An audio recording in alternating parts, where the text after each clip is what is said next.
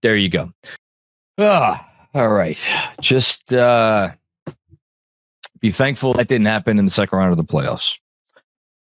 Welcome to the Knicks Film School Postgame Show, where we are going to have a lot to talk about in what ended up being a 119 117. I actually didn't even realize their last ditch three went down, which of course ended up being meaningless. But yeah, 119 117 Knicks loss to the Boston Celtics. That is, I am just going to be honest with you. I have not, usually towards the end of games, I'll at least start to think about how I am going to recap a game, what I'm going to say at the start of one of these things, or what my main points are going to be. I was so focused on that game that I'm kind of flying blind here, because if you can't be invested in a game like that, I mean, you're not going to be invested in any game. That was not a perfect basketball game by any stretch of the imagination. There's some things the Knicks could do better, which we'll talk about. Boston was without, essentially, for all intents and purposes, without Jaylen Brown, even though he played 22 minutes in the game with a knee issue that, I mean, listen, we say it all the time. Injuries affect playoff games, playoff series. Injuries affect championships. I don't know if Jaylen Brown's going to get right. There is a possibility the Celtics don't even need him to get through the East, which is a scary thought, but it's true. But that needs to be said. I am going to take a positive tone after that game. And I understand that loss is incredibly disappointing on a number of fronts. I understand that they had the game won. You could argue that they had the game won on a couple of occasions with a 3-point lead before Jason Tatum was fouled on a 3-point attempt. And then certainly with a 3-point lead when Jason Tatum hit a shot to bring them into overtime. I understand that there is nothing, I don't think, more disappointing as a fan than losing a game that you kind of had in hand. When you add in the fact that it would have been the Knicks' first win against any of these big time teams. And I'm sorry, Boston is even separate amongst that group for the Knicks because of how little they have had to work to manhandle the Knicks over the course of this season. When that is the prize at the end of the rainbow, and you had it in your hands, and you get it taken away from you, or really Jason Tatum snatched it away, because I mean that dude is, and I've said it a few times now, I would put him third on my MVP ballot ahead of Giannis Antetokounmpo. I know nobody wants to hear that right now. Games like this are why, although Bucks having a massive comeback win tonight against Minnesota. We'll get to that in a little bit. Jason Tatum's awesome. He's one of the best players in the NBA. He's proving himself. Forget is he top 7 or 8 conversation? No, he is. If you're building a team today, he's one of the 3 or 4 players that you consider, and it's an easy decision. So, yeah, he snatched it from you, and in snatching it from the Knicks, and it's snatching it from Knicks fans everywhere, there is a good deal of pain that has been inflicted on top of the existing pain that the Boston Celtics have inflicted all the way back from opening night. And that pain is real, and I do not want to minimize that with how I'm going to discuss this game. I also don't want to sit here and pretend that the Knicks figured out some sort of magical answer against the Boston Celtics tonight. One, because no such answer exists. And even if it did, they didn't figure it out. I said it before last season, after the Jrue Holiday trade. They constructed the perfect basketball team, and the only team that's ever going to beat them is themselves, for as long as they stay constituted as this version of the team. So, yeah, there is no magical solution. There is not ever going to be a moment where the Knicks, and I personally probably don't think any team, but definitely the Knicks, as long as they are built in this with this core, there's not going to be any game where we're going to come out of that game and we're going to be like, by golly, they did it. They figured it out. It is going to, if they're ever going to beat this team, it's going to be the sort of win that they almost had tonight, that they should have had tonight, which is scrapping and clawing and leaning into and doing a lot of the things that have defined this organization over the last several years and have not necessarily defined it in this year. You're going to beat this team with an offensive rebounding discrepancy that looks like it did tonight. 17 for the Knicks, 9 for the Boston Celtics. You're going to beat this team, and this is kind of a new thing, by getting splash plays on the defensive end. Because here's the thing. It doesn't matter how soundly you play the Boston Celtics.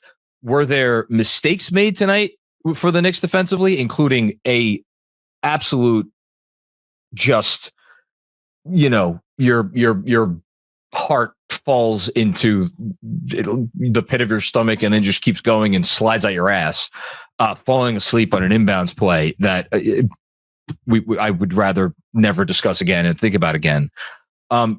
Were there defensive possessions tonight that left you really, really wanting more? Absolutely. Those possessions are always going to be there because you can't, again, tip your cap to the team that they've assembled. You're never going to play it's never going to look like a perfect defensive game against this team because of how smart all their players are and because they put 5 players on the floor who could pretty much do all of the things that basketball players are required to do. Yeah, they do them at different levels, but all the guys they play could do pretty much all the things, with the exception of Luke Cornett can't hit threes, but hey, not a major Achilles heels, especially when the other guy playing in the middle, he can hit a few threes. We'll talk about him. So you're going to get those possessions where your defense looks silly. Were there a few more of those possessions tonight than we would have liked and that the Knicks are certainly capable of avoiding? Yes. But you're also going to get a bunch of possessions where you defend the thing really well and you execute and they still score. So how do you beat this team? How do you limit this team from scoring at will? You turn them over. You get into them. You become aggressive. And 15 turnovers, and the Knicks scored 22 points off of those turnovers. And that goes hand in hand with, well, how do you score against this team when their defense is so difficult? Although I think the Knicks, I'm excited to talk about that because that's, I think, the biggest story from a positive aspect for the Knicks this game. Even so, even if the Knicks did figure out some things on offense, the easiest way you're going to score against the Celtics team is still turning them over and getting easy opportunities in transition. So the Knicks did that in addition to the offensive rebounds. You got to play smart basketball. You have to outsmart them. Jason Tatum is maybe the best non-point guard lead ball handler in the league these days, but he's still not a point guard. And they don't have that one guy who is the ultimate steady hand, with the ball. You can get them in that way. You can make them make mistakes. They do make mistakes. They made mistakes in the playoffs last year. It didn't end up hurting them, but they made them. You saw it in big spots. Even tonight, the Knicks, I forget what it ended up being, a 10-2 or an 11-2 or something run in the fourth quarter. You have to outsmart them. And I thought for stretches of the game tonight, the Knicks outsmarted the Celtics. So you have to do all of those things. But even if you do all those things, you can still be made to look silly because of the challenges that the Celtics present. And let's go through some of the things that we learned tonight, I think, both good and bad, and things that should provide encouragement and things that are maybe either still worrisome or maybe not as worrisome, but need to improve. And we'll talk about which of those categories the bad stuff falls in. But I want to start with the good, and I want to start with Karl-Anthony Towns. Karl-Anthony Towns is Gonna make an All NBA team. I was trying to do my All NBA today because I'm going on a Patreon pod tomorrow. Shout out to all of our patrons out there with DJ Zulo, and we're gonna pick our final All NBA teams. And Karl-Anthony Towns is in a group of 9 players for me that are in consideration for last first team spot, all the second team spots, and then the 3 third team spots. I don't know where I'm going to wind up putting him. He's going to make an All NBA team. My guess is he probably makes third team. He might make second, though. Even so, there are a lot of Knicks fans that have watched the Karl-Anthony Towns experience this year and said and have said, you know what? I'm not sure this is the way that I want to go moving forward. Well, tonight, Karl-Anthony Towns showed you something. And yeah, we'll get to the foul on Tatum, and I'm going to have a take on that foul that you're probably not going to like. But we'll get to that in a bit. If you are the self-purported greatest shooting big man of all time, and teams have to guard you like one of the greatest shooting big men of all time, which they do. And by the way, I don't even think, did Towns even hit a 3 tonight? I don't even think he hit a 3 tonight. I'm checking right now. He was 1 of 3. He had 1 3 tonight. And teams are going to put non-centers on you. You have to bring those guys into the house of pain. You have to. And thus far this season, against these switchy defenses, for the most part, Karl-Anthony Towns has not done that. Is it a question of because he can't?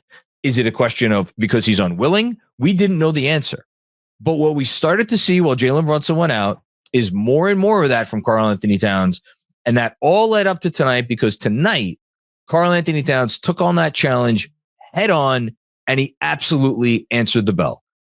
Again, was it perfect? No, it wasn't perfect, but it was pretty damn close. Going 13 of 18 from 2-point range and scoring 34 total points. 3 of those points came on threes, 5 from the line. I know he had a costly free throw miss late. That's not optional. If they're going to beat the Celtics, that's not an option. That has to be the default. That has to be the baseline for New York's entire offensive game plan. If anything, you could argue that they should have gone to Towns more, and that over the couple of stretches of this game where the offense did get a little, I don't want to say stagnant, because I don't know that I ever felt their offense was stagnant, but maybe where some of the shots weren't as good as you would have liked, and Towns is on the floor, but credit the Celtics. Like, there was a lot, trust me, the Celtics were trying to do everything possible to take that stuff away. And they, if you want to argue, the game turned in the first 2 minutes of the third quarter when the Celtics came out in zone, and it flustered the Knicks enough to give up an 8-0 run. If you want to say that that's where the Knicks lost the game because it took them too long to figure that out, and for Tibbs to call the timeout after they had given up the lead and went down by 2, you want to go for that? I'm not going to say anything.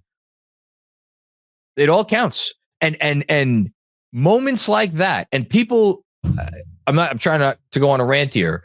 Benji, shout out to Benji, been saying for a while, the Knicks don't have a zone.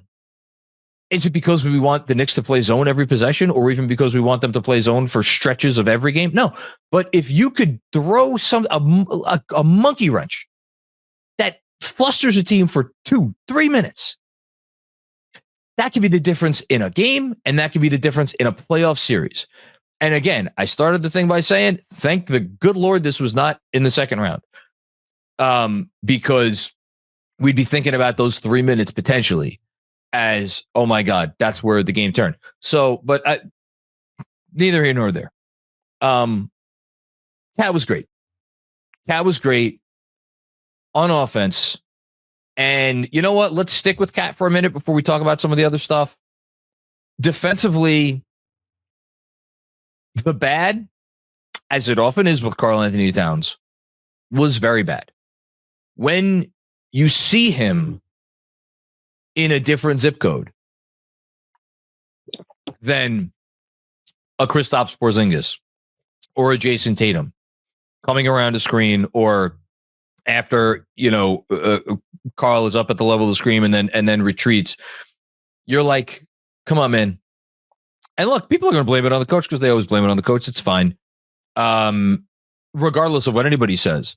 But when they interviewed Tibbs at halftime, and they asked him about, well, what can you do this to stop the Celtics offense? He was like, we got to, like, there has to be less space between our defenders and the shooters. It's not rocket science. So it is clearly, I think, a comfort thing with Towns when they are in some semblance of a drop. And to his credit, he started to get further and further up. And there was one Tatum three that he hit from deep out when Towns was further up. Didn't matter, because here's the thing, and this is why this team is so hard to beat. Whether you're 5 feet from the 3-point line or you're 1 foot from the 3-point line, when you're facing a guy like Jason Tatum, or for that matter, Kristaps Porzingis, it doesn't matter, because these guys have range out to 35 feet, or in KP's case tonight, 40 feet. And I'm all over the place here, but like, again, if you're thinking about like, oh my God, this is going to be a sleepless night for me, this was a game that you should have won when Kristaps Porzingis has he had a better 3-point shooting game in his career? Maybe he has. I don't know. This was up there. I mean, 8 for 13 from 3. Some of the shots were absolutely ridiculous. Tatum, not as good from 3, but I mean, we'll talk about him on those shots on Mikal Bridges. Like, he had himself a heck of a night as well. But we always we say this, when players have these great nights against the Knicks, it usually isn't by accident. It is because they sense a comfort level in getting those shots. And obviously this is returning to the bad. Is this fixable? Yeah, it's fixable. It's fixable because the Knicks did a better job of it at other times in this very game. When they are more aggressive at the level, whether it's in a switch or just a hard hedge or a momentary double, are those times, were there some times during those instances where the Celtics got him? Yeah, absolutely. But you kind of have to pick your battles at some point. And in those instances, you are giving your backline defenders, who were not very good in those situations against the Suns, and the Suns just missed a bunch of shots, you're giving your backline defenders chances to make splash plays and in the form of steals. And they did that a lot tonight. And that's not an accident that happened against or when you were playing slightly more aggressive defenses or a defense. We've been talking all year about whether the ultimate solution is you got to switch more. We talked about it, I think, after the third Celtics game, the one that was almost the comeback, where we saw Jalen Brunson switch pretty liberally against Jaylen Brown. We had never seen them switch Cat in this particular matchup against really any Celtics, especially against Jason Tatum. We got that sometimes tonight. The play that will be remembered from tonight, or one of the 2 or 3 plays that we'll remember from tonight, is Cat switched on to Tatum and Cat fouling him on a 3-point attempt. I get it. You can't foul the 3-point shooter there. I loved that they switched it. As opposed to letting them put on the rubber gloves and get out the scalpel and carve apart the Knicks defense as they did on so many other possessions. I like that Karl-Anthony Towns took on that challenge. I like that he was aggressive in the coverage as opposed to playing 3 or 4 feet off of Tatum and letting him have that 3. I get that it was a foul. Was it a foul? Yes, it was a foul. I didn't think it was egregious. I would love to see him take on that challenge again in a similar spot. I really would, because ultimately you're going to have to do all of this stuff. Did it work out tonight? No. I think the one that if there's any play from tonight that's going to keep me up at night, it's the fact that the Knicks all-world defender, who has a really good chance at this rate of making an all-NBA, all-defense team, in OG Anunoby, just his instincts got the better of him. And in a 3-point game, he bid on a pump fake. That's the one that keeps you up. That's going to keep you up. And I'm sure it'll stick in OG's mind. And it should, because I mean, look, it can't happen there. You can't bite on that. You can't bite on that when you have a 3-point lead. And he bit, and we know what happened. credit to Tatum for putting a great move on, but it really shouldn't have mattered in that instance. So, look, you got it to that point. And when you get it to that point, you're supposed to win. And they didn't. So that's enough about Cat. I thought Cat was the story of the game for reasons mostly good, some bad, but the ones that were bad, I got some hope from it. So that's that. In terms of other Knicks stuff, let's start with the offense. Thought the offense was good. I thought the ball movement, for the most part, was good. Against the Celtics, you are inevitably going to need to have your fair share of isolations from your best players. The Knicks had that tonight. And even so, they had 27 assists on 48 made field goals. That's not a great percentage, but I like the intentionality behind everything that they did tonight. They got good looks. I think OG Anunoby was due for an off night. Is it fair to be critical of the Knicks for, in the first half, maybe not trying to get OG going a little bit earlier? Absolutely, that's a fair critique. I said it at halftime, and I think it now. And I wonder if once it got to the second half, OG was a little, trying to almost make up for lost time. He's been on such a heater from 3-point range coming into this game. Tonight, he was 0 of 5. Didn't love some of those looks. Thought some of those looks may have been a little forced. But he got it going a little bit towards the end there. So between OG having a pretty offensive night, and then Mikal Bridges, and I guess I wasn't going to be able to avoid this for the entire evening. I'm sure other Knick content creators, no doubt, led their post-game shows with the Bridges fumble out of bounds. That's fair. Can't happen. It's a brain fart. And it was in many ways the perfect capper on the game that Mikal Bridges had after Jason Tatum. I mean, Jesus Christ, Reggie Miller pulled out a child abuse line, which I was like, did he really just say that? And he did. But look, what more can you say? And for the majority of the game, Mikal Bridges was bad. Maybe bad is too strong a word. He was soft. He was soft in his coverages, and he was soft in how he sought offense. It is annoying that we have seen him be more aggressive for him, which is not much, going to the rim and going into the restricted area and maybe even, God forbid, seeking a little contact against some teams in the league this year. But he does not seem to do it against these more physical, more versatile defensive teams. Sure enough, tonight did not shoot a single free throw. He just needs to be better. There were some looks he had that were good looks that just missed. He did have some big moments down the stretch, which I thought were important for him. And I hope he could carry those forward. I'm sure my guess is that a lot of the super chats are going to be killing Mikal Bridges. That's fine. The guy's had a really tough year. I'm just not going to sit here and kill him for what was a really rough moment at the end of the game.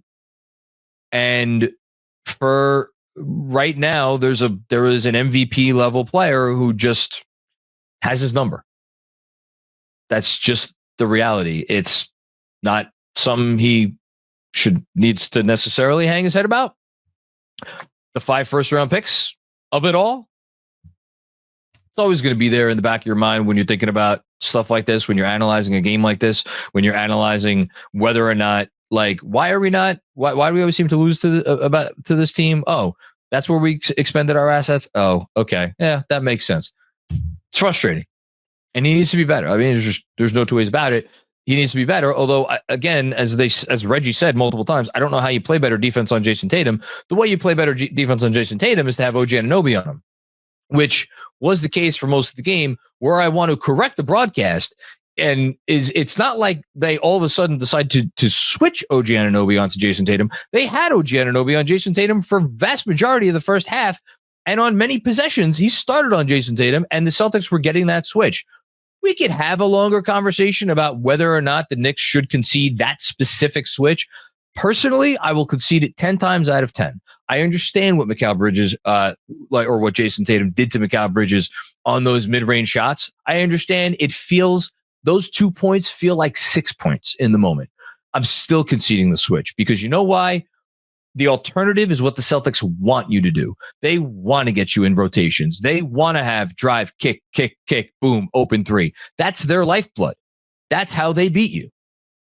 Switch it because it's not, again, if we're sitting here and we're saying you got to switch Brunson and Cat onto some of these players sometimes, well, you damn well better be sure to or be ready to switch Bridges, even if it looks ugly sometimes. And by the way, they did that switch in overtime, and Mikal Bridges held his ground with a slightly more aggressive brand of defense, by the way. That's what I want to see. Get into Jason Tatum. Make him feel you. You didn't make him feel you enough tonight. So Bridges has to be better. Talked about OG. Haven't talked about Brunson yet.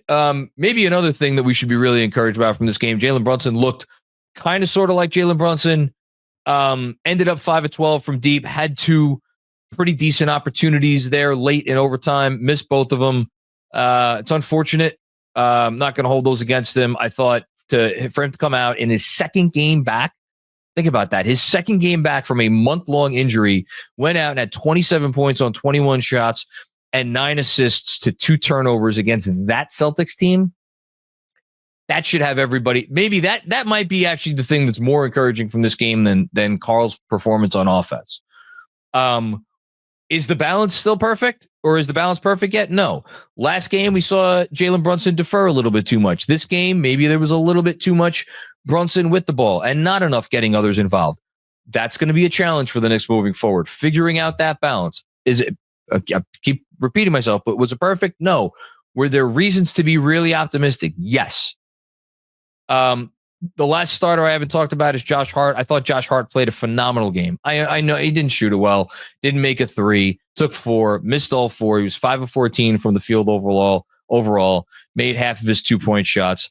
You know, the stat line won't pop out at you. 10 points, 11 rebounds, 7 assists, 3 steals. He's been getting a lot of those lately.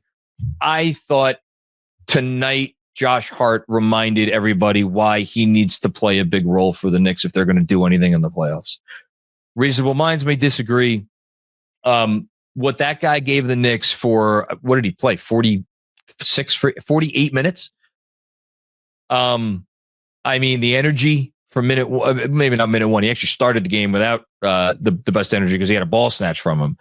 After that, though, I thought Josh Hart, with a couple of exceptions for sure, I thought he was a really positive force. The bench, I don't have much to say about the bench. Mitch came in, really helped change the energy in the first half. I liked Mitch's minutes a lot. He did a lot of really good things. He got involved on the boards. He made Boston pay on the offensive glass. He needs to get better at defending these pick and pops because he doesn't. With Cat, you get it more because Cat doesn't have the foot speed, doesn't have the mobility. You know, once somebody puts it on the floor, and God knows we saw Tatum do that a lot to Cat in prior matchups, which is why he is scared to play up to the level. You get it.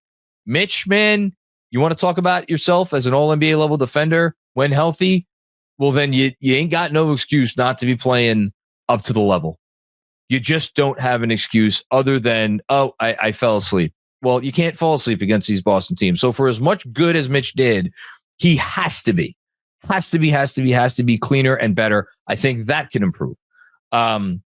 Liked what I saw from the double big lineup. I hope the Knicks go back to that. I think it's going to be something that they go to as at the very least a different look for, in a potential playoff series against this team. Cameron Payne didn't like his first half. Thought he really redeemed himself in the second half.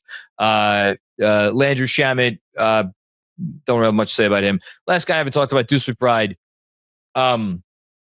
Big time energy game from Deuce. Really liked what we saw from Deuce. I obviously hit a big 3 there it was a massive 3, middle of the third quarter when it really, really, really, really felt like the game was starting to get away from the Knicks. That was big. His steal of Kristaps Porzingis down low after the switch. Again, good things happen sometimes when you switch. And then I thought that was a big steal in the moment. I should also mention Mitch early in the fourth quarter has a massive block of Jason Tatum. That's where you got to be, man. You got to be up there. You got to be up there at the level. So again, we saw it. We saw him do it. Now you just got to do it all the time. Okay? You got to do it all the time. Can't fall asleep. And then campaign with the big three after that. So good stuff there. So yeah, the bench, look, you got what you needed to get from the bench. And you got what you needed to get from a couple of your big players. I'm trying to think if there's anything else that I really wanted to hit on here. I'm sure stuff is going to come up throughout the post game. Couple of obvious switches that weren't made, which led to threes. Yeah. I mean, look, there's a lot of stuff. I could be sitting here talking for another hour, but I'm sure there's a lot of super chats and things that people want to cover. Let me just end by saying this. I was really having some doubts, as I'm sure everybody was, about whether the Knicks could make it a series against Boston. If got work to do, you certainly got work to do. If they play each other in the second round. Tonight at least gave me reason to believe that it could be a series. Do I think the Knicks would win that series? No, I don't. I think they are still not quite there. And I don't know, is it going to take more time? Is it going to take some roster rejiggering? I don't know what it's going to take. Just don't think they're quite there yet. But they could play with this team. They could play with this team, and I know they could play with this team because they had that damn game tonight, and it wasn't like the Celtics played poorly. Yes, Brown was a non-factor for Boston. I get that. And I'm not going to diminish that. Brown, he's not going to make an All-NBA team this year, but he has an argument for it. So that's a really good player for Boston, and he just fills a lot of gaps on both ends of the floor, even though the guys that played for him were really good. So I don't want to diminish that. But Brown aside, the Celtics played really well tonight. And I thought they played hard. I thought they played to win. And I did not think that they took this game, as like lollygagging around. And you had Kristaps Porzingis with an all-timer. Credit to him. The fact that you had the game and there's so much stuff, not only that you can improve on, but there is reason to believe, based on what we saw tonight, they will improve on. I'm a hell of a lot more optimistic right now than I was 3 hours ago. Would love to get the win.